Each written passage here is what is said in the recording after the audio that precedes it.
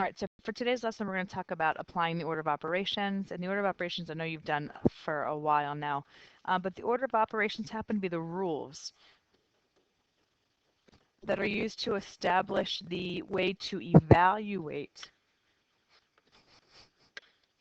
an expression that has more than one operation. So basically ways to find the answer. A lot of you guys, when you talk about order of operations, you always remember PEMDAS or PEDMAS, whatever it might be, and that's exactly what the order of operations are. So the first thing that you want to do is you want to evaluate the expressions inside the parentheses, or which we call the grouping symbols, because it might not necessarily be a parenthesis. The next thing that you do is you evaluate the exponents.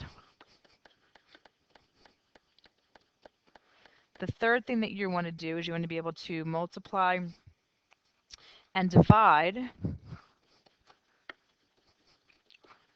the numbers, but in order from left to right. So if division shows up first as you're reading the problem from left to right, you need to do the division first. So you multiply and divide in order from left to right, and then finally you're going to add and subtract in order from left to right as well.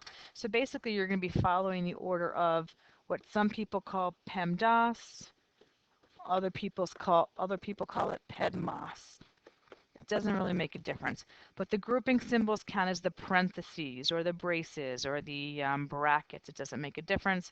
And then exponents, there's your X, there's your E, there's your M, and there's your D, multiply and divide, and there's your add and subtract. Okay? So we're doing all this stuff without a calculator. There could be integers in this as well. But the first one, as you look across from left to right, the first thing that you see to do in order of PEMDAS is your exponents.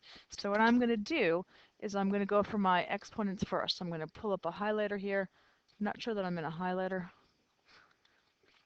Okay, so the first thing I'm going to do is this, which means I'm going to have to do 2 squared, which I know is 4, and I'm going to bring down everything else I did not use around it. 30 times 2 divided by that 4 minus 5. And then as I go from left to right, I see that I happen to have here my multiplication, which I'll have to do next, which means I've got 60. And then I bring down everything else I didn't use yet, divided by 4 minus 5. And then next, I've got my division.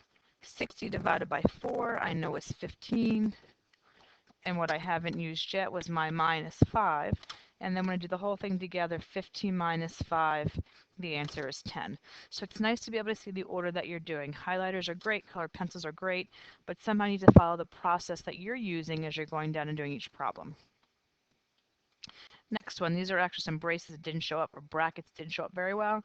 But again, in terms of the order of operations, I need to work with inside my grouping symbols first. But I've got 2 sets of grouping symbols, so you do your innermost grouping symbol. In that case, that's your 4 squared. So 4 squared happens to be 16. What I didn't use has to go around it. This minus 7, a bracket, subtracted by 8. On this side, division sign and a 9. Okay, still inside my grouping symbols, I work with the innermost symbol first. I've got this 16 take away 7. In that case, 16 take away 7, and this is going to be 9. What I did not use was 9 divided by 9 minus 8. I can leave this in my brackets. And then I've got next just what's in there, which happens to be 9 divided by 9. Here I've got a 1. Did not use, subtracted by 8. And 1 minus 8, the answer, negative 7. Okay, keep going. Evaluate the following algebraic expressions, when in this case, when x equals a positive 2. So what I'm going to have to do is rewrite the problem over.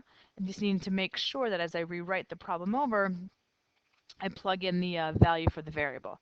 So it's 12 times x divided by 3, x squared plus 4. And I know x is supposed to be 2, x is supposed to be 2. So if I work with just the top first, because I can do that, it's fractions, like I do at the top, and then the bottom is separate grouping symbols. 12 times 2 is just 24. On the bottom, I need to do my exponents first, and when I do that, I've got this thing right here, which becomes 3 times the exponent piece was 4 plus 4. I still have 24 on the top. On the bottom, I need to do my parentheses, which becomes 8, but I can't forget that gets multiplied by 3. Now on my bottom, I need to multiply. I'm going to kind of send an arrow over here, which gives me 24 divided by 3 times 8, which is also 24, and the final answer becomes 1. Last one. I've got a couple different variables here. So I've got some number over 2 times something squared minus something. So my A is 4, my B is 3, and my C is 2. But my numerator just has nothing in it. It's just my 4. So that I'm just going to bring over as is. In the denominator, it's my exponent that I have to do first. So when I look at that exponent first, I'm going to do a different color highlighter. I like this color. So I'm going to have to square 3. And in that case, when I square 3, I'm going to come out with a 9. But then what I can't forget is that 9 was being multiplied by a 2 and then subtracted by 2. So then next, I think the yellow is the best. In this case, I've got 9 times 2, which is 18. And then again, the 4 that's on the top and the minus 2 that I didn't use. And then finally, I've got, come down here, 4 divided by 18 minus 2, or 16. And I don't have a calculator. I don't want a decimal. I'm just going to simplify this to 1/4. And that's it. Okay, so as you're doing the order of operations and evaluating expressions, be very careful when you do your PEMDAS. Be careful with your exponents and any sort of sign number. Be careful as well. Good luck on your homework.